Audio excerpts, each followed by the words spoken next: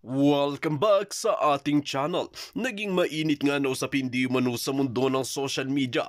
Tila gagamit na nga si Lisa Smugs ng dahas para patumbayin itong si Attorney Vic Rodriguez. Dito nga natin makikita mga kaibigan kung gaano nga sila kadesperado na makuha ang mga ebidensya na hawak nga ni Attorney Vic Rodriguez dahil gumamit pa sila ng wiretapping at para malaman nila kung saan nga linalagay ni Attorney Vic ang mga ebidensya. Dito natin makikita mga kaibigan na gagamit nga sila ng dahas ngunit hindi nga nagpapatinag etong si Attorney Vic Rodriguez dahil nga hawak niya ang mga ebidensya sa mga kabalbalan ni Lisa Smugs. Dito nga natin mapapatunayan mga kaibigan kung gaano nga katapang si Attorney Vic na talagang ipagtanggol ang taong bayan dahil kung tutuusin mga kaibigan at pag-aaralan natin sa linabas nga ng mga ebidensya at ipapubliko nga ni Attorney Vic Rodriguez ay talagang masisira at babagsak nga ang imahe ni Lisa Smugs at kakalid ka rin talaga ito sa kulungan.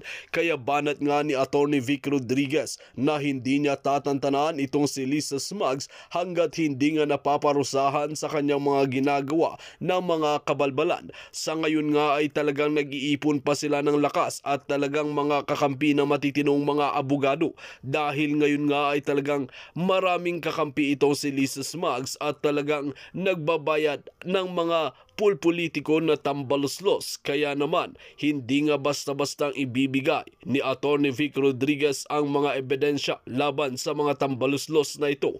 Well mga kaibigan, para nga sa karagdagang impormasyon, panoorin nga natin ang buong video. At kung bago ka lamang sa aking channel, huwag kalimutan i-click ang subscribe button at notification bell para lagi kang updated sa ating mga bagong video. At para sa solid viewers natin dyan, maraming salamat sa walang sawang pagsuporta. Yang si Michael Ma ay wanted yan sa Kongreso. When I say wanted, pinatawag yan sa Kongreso noong January 29. Pinangalanan yan, isa siya sa pinangalanan. So nung nalaman ni Lisa Ahas Araneta na pinatawag si Jung niya, di ba? Hindi mo nga alam kung sexmate sila o panganay ba niyang anak doon sa kay puno ng mangga. We don't know, di ba? But anyway, di ba? Pinatawag yan si Jung. Ano ginawa ni Kuting ng Norte at ni Lisa Smugs? At ni Tambaluslos at ni Zubiri? Diba, like 2 days after, nagkaroon sila ng legislative agenda. After that, canceled na ang hearing sa Congress sa smuggling. Kaya sabi ko nga, dahil sila pala'y magkakasabwat. Franz Imperial, Undersecretary na sa Presidential Communications. Martin Araneta, ang prinsipe dyan sa Bureau of Customs. Ayan si Michael Ma, Jung. Okay? Ito pa, magkakasabwat sila. Okay? Ang DICT Secretary. Nasaan na yung DICT dito? Alright. Ayan pa yung ano nila, oh. Asan si DICT? I hope makita natin si DICT. Alright. So ngayon, mga palangga, si Ivan Uy. Kasi part din siya dyan ng ano na yan, yung company nila. Okay? Ito na. Makita sa but anyway, mga kaibigan, so nakikita ninyo yung flow. Marami pa tayong mga chika boom. So paano mag-move forward ang bayan kung si Jung, well, alam niyo si Jung Michael Ma, and also ang Malacanang, ang ahas sa Malacanang ay promotor ng pag-wiretap at promotor ng pag-hack sa ating gobyerno sa iba't ibang ahensya. Anong ibig sabihin yan? Diktador, sindikato, mafia ang gobyernong ito. Anong gagawin nyo? Just keep on speaking. Keep on going. Sumabay kayo dahil palulubugin natin sila sa katotohanan. And also, mga palangga, nakarating sa atin, okay? Ang ginagawa ni Lisa Smugs, tinitira talaga si Attorney Vic Rodriguez. Pakita ko sa inyo yung picture. Sinusundan ko si Cheryl Cosim ng Channel 5. Actually, I like Cheryl Cosim kasi na-inspire ako dun sa May kapatid kasi siyang may special needs, di ba? Sinusundan ko siya, lagi ako nagla-like doon. Kasi I'm so, na I feel her. So, naintindihan ko yung mga ganong pagmamahal sa ating mga pamilya. Sinusundan ko siya. So, nakita ko to. Alright? Yung picture niya with Attorney Vic Rodriguez, that's a couple of days ago. Ayan. Sabi niya, okay? Basa niyo, di ba? Kumusta na ba ang dating little president? Still convincing and hoping he grants me the long overdue exit interview. So yung picture ni Cheryl Cosim, nakita ko, sabi ko, abangan ko nga tong interview ni Attorney Vic. Maya-maya nawala. Tignan nyo, wala na yan sa kanyang Instagram. So naghanap ngayon ako ng source para mag-explain sa atin. Bakit nawala ang picture ni Cheryl, ni Attorney Vic with Cheryl Cosim? Napag-alaman natin, mga kababayan, na pinatawagan ng opisina ni Lisa Smugs ang Channel 5 at tinakot. Ano yung pananakot, mga palangga? Na wag i-push through ang interview ni Attorney Vic with Cheryl Cosim. And I hope Cheryl Cosim will stand, diba? Stand with Vic. Kasi i-interviewin lang naman niya eh. Wala na sa gobyerno. But nakakaawa din dahil si Cheryl ay nagtatrabaho yan. Meron siyang special brother na kailangan syempre ng tulong ng financial. Aruga, pag tinanggal yan, pag pinush na yung interview kay Attorney Vic, baka paligwak siya. So nakakatakot. Kasi diniktahan ng office ni Lisa Araneta Ahas Smugs na wag ituloy ang interview kay Vic. May natanggap ang tawag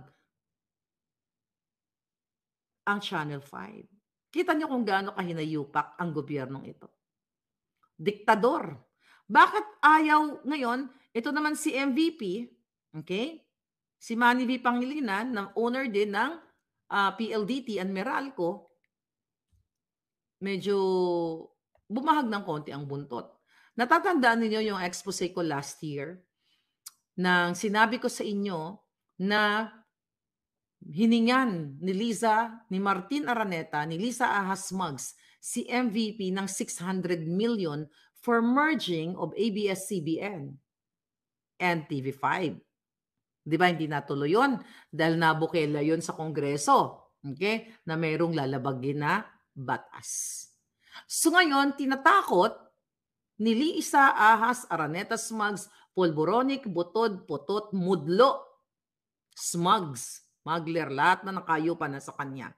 Tinatakot ngayon ang Channel 5 na wag ituloy ang interview with Attorney Vic Rodriguez. Dahil pag hindi sinunod si Lisa, liligwakin nila ang franchise renewal ng Meralco. Okay?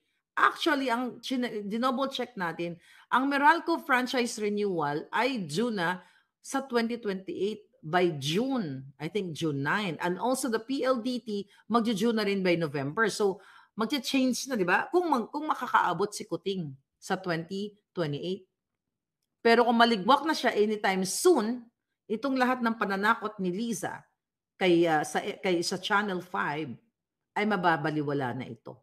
Pero syempre, itong mga negosyanteng ito, alam nila na kaya silang gipitin ng gobyerno. Ang point ko naman, kung ang Channel 5, si Manny Pangilinan, ay tama naman ang kanyang negosyo. Di ba? Wala naman siyang nilabag katulad ng ABS-CBN. Nagpapasweldo siya, yung ownership, 100% owned Filipino, yung mga requirement ng batas. Bakit siya matatakot? Di ba? So dapat, ibukelya na rin na binudol siya ni Lisa Smugs ng 600 million. Actually, may kinontak ako, I think couple of weeks ago, tinatanong ko yung mga alam to, open book to sa Channel 5. May tinanong ako na sabi ko, kumusta na ba? Wala bang balak bawiin si MVP ng 600 million kay Lisa Smugs? Ang sabi sa akin, ako, Mukhang malabo po mangyari yan, ma'am. Okay? So, ang chika boom boom, mga kababayan, okay, maliban sa binudol ni Lisa, si MVP, ngayon tinatakot niya na kapag in-interview si Attorney Vic ni Cheryl Cosim ay mapupurnada ang kanyang franchise renewal sa 2028. Ang tanong, baka itong hinayupak na Lisa na to ang mapurnada, mga palangga. Alright? Sabi ni Boy Calmado, pwede bang maging bribe for impeachment ang ground for impeachment ang kay Tambalosos? Yes, mga palangga. Of course. Pero sino ang kikilos? Dahil diktador. Pero hindi sila magwawagi dahil social media age na tayo ngayon. Kaya ngayon lalo silang nagmamadali. Napapansin ninyo, di ba? Lahat sila. Chinika ko na sa inyo, in-expose ko na sa inyo, nagpapatayuan ng bahay. Reyna Lawrence, thank you palangga. Sabi ni Reyna, keep safe always palangga. Salamat sa pambubulyak mo sa mga walang hiya. So, imagine niyo mga kababayan, wala na si Vic Rodriguez, ayaw pa rin nilang tantanan. Ayaw tantanan ni Lisa Smugs. Nakita niyo yung ano nila, yung what do you call it? Yung style nila. Remember Bonjing, 'di ba?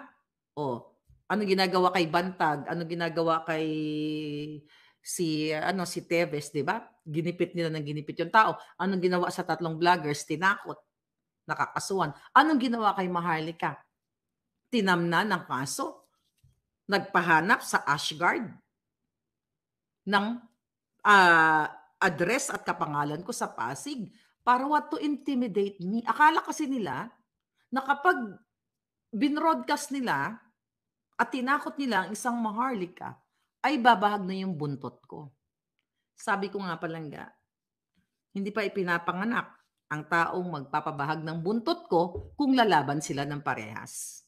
Huwag lang silang gagamit ng puwersa at gugurgurin ako ng bonggang-bongga. Kung gusto nila ng harap-harapang laban, yung i-announce nila, hindi ko uurungan kahit si Kuting. Lahat sila, kahit si Tambalosos, kaya kong i-flying kick yan. Kaya kong ilubog sa kumuno yung mga yan. But ang kalaban natin is very Lisa Smugs. Traidor. Sa tingin nyo, lalaban ng parehas siya mga yan? Kung lalaban sila ng parehas, susuot ko yung boxing gloves ko na may perma ni Pacquiao. You know what I mean? Pero hindi nila sila lalaban. Pa-traidor nga. Kita mo, buwaka ng inang First Lady Smugs. Na siya ang promotor ng lahat. Di ba? Recently, kahagabi vlog natin, na si Kuting ay na-surprise. I'm a bit surprised. I'm a bit shocked dito sa pagperma ng memorandum na kung saan pinatitigil muna ang implementation nitong Maharlika Fund. Pinirmahan, coming from his office, at through Bersamin, October 12, diba? Then, yesterday, the other day ba? October 12, pinirma ni Bersamin na i-hold muna yung IRR ng Maharlika Fund. Then, after 7 days, nagbigay ng litanya si Kuting na na-shock siya. So, sabi ko nga, di lutang ang buwaka ng ina. Siyang pumirma ng batas na yan. Ngayon, naisip-isip ko, habang ngayon, na-realize ko na baka yan ang gagamitin kay Bersamin na grounds para tuluyan na rin siyang ligwakin. Kasi sabi ko nga sa inyo, nag-aaway-away na sila dyan sa loob, sa pangangamkam. Diba? At ngayon, si Kuting ay nasa Saudi Arabia. Anong ginagawa niya sa Saudi Arabia? Mga kababayan, nagyabang na naman ng kasinungalingan sa ating bayan. Ano ang sabi niya? Alright? Ang sabi niya dyan ay, ito, nagkaroon ng, okay, asan yung drama niya dito kanina? Kinausap niya yung mga business leaders. Okay? Sabi niya, business leaders in Saudi Arabia expressed their warm response to the Maharlika Investment Fund. Iniyabang niya, pero sa atin, sa Pilipinas, naka-hold, on hold. At mayroong memorandum to hold the Maharlika Fund. Pero iniyabang niya sa Saudi. Okay? Doon sa mga investors. Okay? At sinasabi dito sa kanilang article sa Presidential Communications na nagpapakita daw ng interest itong mga business leaders doon sa Saudi. O sabi niya, okay? In Saudi Arabia, business leaders in Saudi Arabia expressed their warm response to the Maharlika Fund on Thursday as they signified their intention to learn on the success stories of the Philippines in terms of its finances. Nagpakita sila ng intensyon. Okay? Siyempre kung ibibida ni Kuting, this Maharlika Fund, blah, blah, blah, hindi naman pwede sabihin ng business leaders na, ay, wala kaming interest dyan. Di ba? So ito yung mga panlilin lang na naman sa tao. Okay? So, binibida niya na maganda ang what? Ang istorya nitong Maharlika Fund. Hindi nga maganda ang istorya. Naka-hold nga eh. October 12 nga, di ba? May memorandum. Ibig sabihin, pinaggagago niya yung mga business leaders sa Saudi Arabia. O, sabi ng Presidential Communications in his opening remarks during the roundtable with the business leaders, Saudi Minister of Investment, Minister Khalid Al-Falih, said that Saudi investors are eager to learn from the Philippines' finances, being one of ASEAN's most exciting markets. Okay, that's good. Okay, Al-Falih added that Saudi's business communities are particularly interested about the MIF. Kasi binudol siya nila ni Kuting. Di ba? Siyempre, kung anong chinichika niya doon, kinuwento niya na, maganda ang Maharlika Investment Fund, you can invest in our country, da. Pero ang totoo, naka-hold. May memorandum yan eh. Nag-fake news ba tayo dito? Ibig sabihin, binubudol niya ang mga taong kaharap niya, mga kababayan. Ano pa sabi dito ni Kuting? Okay. Di ba? Pangloloko. We want to connect you to key Saudi investors with impressive success stories to share and with the desire to continue building with international presence by investing with partners across the globe, the Philippines being a key one. Okay, that's good. I am pleased that we are joined today by leaders in the sector of Saudi Arabia who are eager to learn more about the investment opportunities. Yun nga yung, nabasa ko na yun. Yun nga yung Maharlika Fund. And also, sabi dito, Mulkan Al-Bakri, Executive General Manager of Public Investment Fund of the Kingdom of Saudi Arabia, expresses interest. Sinabing express lang, pwedeng magbago yung feelings niya. Siyempre, during the roundtable meeting, alam naman, pag sinabi, this Maharlika Fund is really good, maybe you can invest in our country, this, that. Tapos, alam naman sasabihin niya nitong General Manager, no, we don't like it. Hello? Of course, okay, magpapakita talaga ng intention. Oh yeah, plastic lang. Di ba? Ganun naman ang mga drama-drama, mga business leaders. Oh, ano pa sabi dito? Anyway, it's all bull, mga palangga. Okay?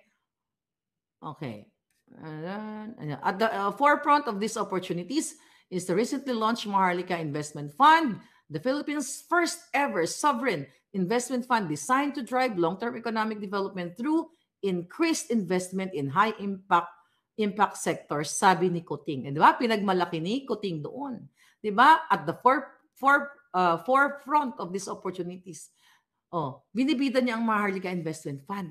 Meron niyang loopholes. Sabi ni Kuting, we look forward to benefiting not just from Saudi investment, but also from the kingdom's extensive It's so bull. Ngayon, mga palangga, umaray nga ang Land Bank of the Philippines, ang Development Bank of the Philippines, na, nasisira yung kanilang operations, ang kanilang naapektuhan yung pagbabayad nila sa kanilang mga utang ng bangko, pagpapasweldo, lahat.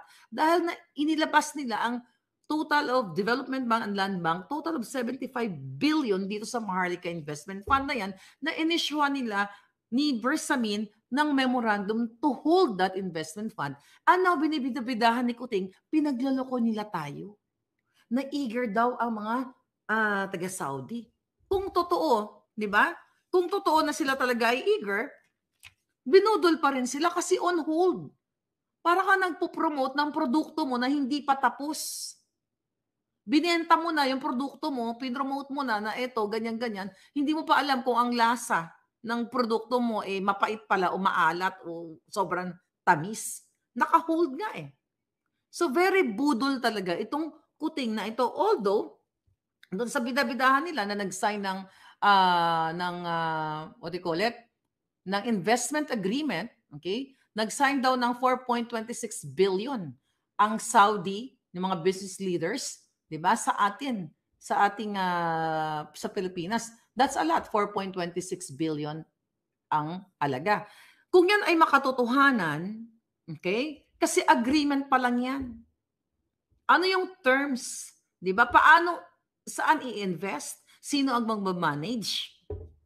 Malamang sila lang naman. Remember the Okada dispute? 'Di ba si Lisa Ahas, Araneta Smugs at si Tambaloslos ay tumatanggap ng bribe yan hanggang ngayon sa kasalukuyan. So itong 4.26 billion na agreement from the Saudi people sa atin daw, sabi nila, ilan na naman ang bribe at kakamkami ni Lisa Ahas, Araneta Smugs? Sino ang magiging partner ng mga investors sa Pilipinas? And also, sinabi ng sinabi ng kanilang ng taga-DTI, okay? Yeah. Sinabi ng taga-DTI at ng economic advisor ni Kuting na ang yung mga Saudi investors ay magtatayo ng naloka ako dito palangga. Magtatayo ng facility sa Tanza, Cavite, which is 500-person training facility. Nag-sign sila ng Memorandum of Agreement between Samsung and EEI Corporation na kung saan ititrain ang mga Pilipino para gawin silang skilled worker para isend eventually sa Saudi Arabia. I'll talk about this. Magi-invite. So ang plano, magtatayo ng 500 person training facility para i-train sa Pilipinas. Okay? At yung company na yon ay pagmamayari ng mga Arabs. Then, yung 500 na na-train na sa Stanza, Cavite ay ipapadala muli sa Saudi. Nasa na yung pangako ng buha ka ng ginang Kuting na hanggat maaari, pauuwiin niya ang mga OFW. Di ba? Binanggit na yan na, mga OFW, umuwi na kayo kasi maganda na Pilipinas. Hanapin nyo yun. I think a month ago binanggit niya yun. Pauwi na kasi maganda na yung Pilipinas. Pero, ititrain, tapos ipapadala muli sa Saudi Arabia. Nasaan saan paglago ng ekonomiya? Ano yung impact nito? Sino makikinabang sa kanila? Di ang mga taga-Saudi, kung talagang gusto mo mag-invite ng investors, mismo ang mga Pilipino dyan mag-work sa Pilipinas, para what? Hindi na sila malayo sa kanilang mga mahal sa buhay. Imagine mo, 500 na tatay o nanay ito. Sabi mo, 250, 250. 250 na nanay, 250 na tatay. Iwalay mo sa kanila, sa kanilang pamilya. Dadalhin mo sa Saudi na iba ang bata sa kanila, yung iba napapatay, yung iba doon ay naaabuso. So, iwawalay mo, buha ka ng ina kayong lahat. Ang ating mga kababayan, dadalhin sa Middle East at ihiwalay sa kanilang mga pamilya. Kaya ngayon, ang magiging result niyan, mapapariwara ang mga anak. Kasi tuloy-tuloy ang pulburon. Pwedeng maging biktima ang mga iiwan ng 500 skilled workers na ititrain ng Saudi investors. Okay. Napakita natin to. Pag umalis yan, alright, ito. Pag umalis yan mga batang yan, ay mga nanay at tatay na yan na 500 pa, tapos sila mag-training dyan sa Tanza, Cavite, dadalhin muli sa Saudi, pwede silang mapariwara dahil kasabwat pa rin ni Lisa Ahas, ni Tambaloslos, ni Marcos Jr., aka Kuting, yang si Sayarot na yan na exporter ng pulburon at Coca-Cola, not only in Australia at kung saan-saan pa, na pinakawalan nila ng Kuting at Ahas administration. So kita nyo yung connect. Train kayo, 500, dadalhin kayo ulit sa Saudi. Siyempre, mataas ng konti ang sweldo ninyo, but Nasaan yung pangako ni Kuting na kapag siya ang naging presidente, tigpauwiin natin yung OFW, mag-create tayo ng jobs. When you say create jobs, mag-create ka ng jobs sa tahanan mo. Hindi yung ititrain mo at ibang tao ang makikinabang. Lahat ng OFW dito mag-agree sa akin, even immigrants from all over the world. Kung merong chance sa Pilipinas na may mga opportunities like America, Canada, wherever you are guys, mas pipiliin nating manatili sa ating lupang tinubuan. Di ba? Pero wala kang choice. Dahil mga buwaka ng ina, ito, pinakasabot nila ang durugista. Not only that, paano ka uwi sa Pilipinas? Pinakakawalan nila yung mga terorista. Ayan, si Chandi Ramani. Di ba? Sinabi ko na sa inyo yan, pinakawalan niya ni Lisa Smugs at ni Mel Robles ng PCSO dahil inarbor nila yan, nahuli yan, may mga pampasabog, mga kung ano-ano mga matataas na kalibre ng baril, non-bailable. Isang tawag lang ni Mel Robles ng PCSO at sa tulong ni Lisa Smugs, napakawalan ang taong yan. Non-bailable lahat ang mga kaso niyan. So itong mga, ma-correlate lang natin, itong 500 na nanay at tatay na ipapadala sa Saudi, maari 1, 3, 10, 100 na sa anak nila ay mabibiktima ng mga ginayupak na yan. Dahil at large sila, nakakawala sila, malaya sila, free sila. See? Nakikita ninyo palangga yung impact ng ginagawa ng Kuting at Ahas administration sa ating bayan. Tapos, ang sinasabi nito Kuting, ilan to? Magkano to? 4.2 billion? 4.2 billion. Billion dollars ba? Tingnan natin. Yung kanyang pinirmahan na agreement daw. 4.26 billion. You know what? Kung hindi tinatanggap ni Lisa Smugs ang bribe money, ang Smugs money, ang pera sa Pogo, ang pera sa Okada, lahat ng mga tinatanggap nila, lahat ng mga bribe money, hindi na natin kailangang manglimos sa Saudi. Dahil yung ninanakaw, yung magkano ang budget? How much budget sa Congress? Trillion, di ba? Sa buong Pilipinas. Budget na, national budget. Yang kalahati lang yan. Di ba? Kung hindi nyo nanakawi, mga hinayupa kayo, hindi natin kailangang mamalimos sa ibang bansa para sa mga buwaka ng Genemis na pledges na yan. At magiging alila pa rin ang ating mga kababayan. Kung yan itutok ninyo lahat sa mga infrastructure projects, sa mga livelihood programs, at i-educate ang Pilipino, maging matalino lalo ang mga Pilipino para pakinabangan ng sarili natin, ang mga sarili natin, hindi yung ibang tao ang nakikinabang. Amerika, Canada, Japan, Saudi. Kasi nasaan ba ano ba ang asset ng bayan ng isang bansa? Di ba tao, Pilipino, tayo? Paano tayo magiging asset dyan sa Pilipinas kung gutom?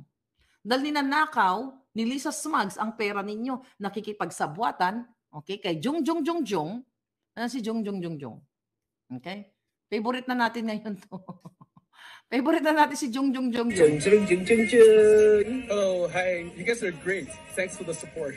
Okay, thank you very much. Sama-sama tayo. Babago muli. Yan. O, diba? Magkakapit-bahay sila. Si Jung. Ulit, smuggler. Pero binigyan ng PSG. Gwardyado pa. Kaya dapat maging smuggler na lang ba tayo para protektado tayo ng gobyerno? Kasi pag kaya mo mag-deliver ng Smugs money, ng kung anong pera, bribe money kay Lisa, mabango ka sa kanya. The reason why, mga kababayan, sa kapapasok lang sa channel ko, o bago pa lang nakita yung pagmumukha ko, the reason why binasura ko yung mga ginayupak na yan. They don't deserve my support. Ayan. Oh, kita niyan, marami pa kang picture niyan, marami pa mga video.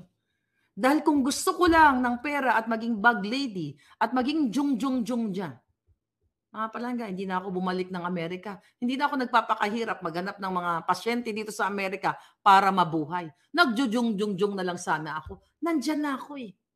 But I chose to stand for the Filipino people.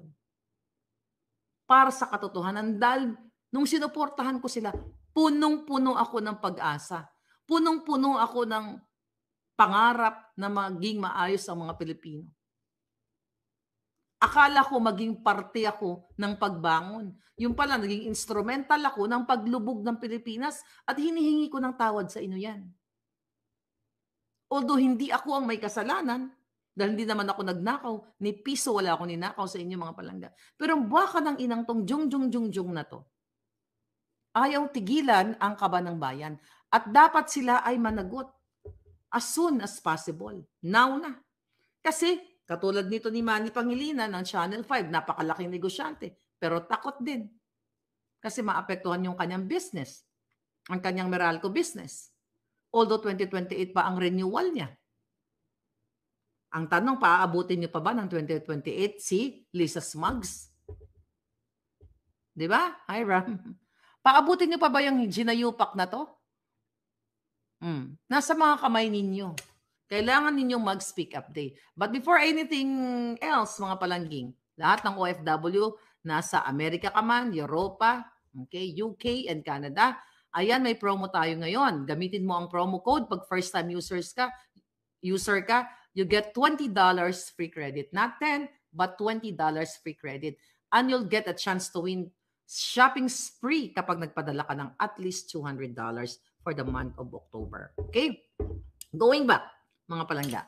Para hindi nyo lang makalimutan, ang promotor ng hacking, ipakita natin ulit ang pagmumukha niya, ang promotor ng hacking at wiretapping sa Pilipinas ay si Thor or kamukha ni Pong Pagong. Ayan. Ayan, nakita mo? Kasama ni Lisa Smugs. Ayan. So nahuhubaran na natin, pinagre-research ko yung mga pagmumukha nila. Pati si Jung nahanap natin. Kasi, you are curious, ano ba boses ni Jung. Ba't ganun pa mga palangga? Marami na kayo nagising. Si Duterte gising na. Si Inday na lang hindi nagising. Dito nga natin makikita mga kaibigan na talagang gagamitan nga ng dahas itong si Attorney Vic Rodriguez para lamang mabura ang mga ebidensya na talagang hawak niya at hindi mabulgar na tuluyan ang mga kabalbalan na ginagawa ni Lisa Smugs at ni Kuting sa loob mismo ng Malacanang. Dito nga natin makikita mga kaibigan na matapang nga rin si Madam Maharlika na isiwalat ang katotohanan at ang nangyayari talaga mismo sa loob ng Malacanang. Well mga kaibigan, kung kayo ang tatanungin ano ang inyong mga opinyon, just comment below sa ating comment section at ating pag-uusapan.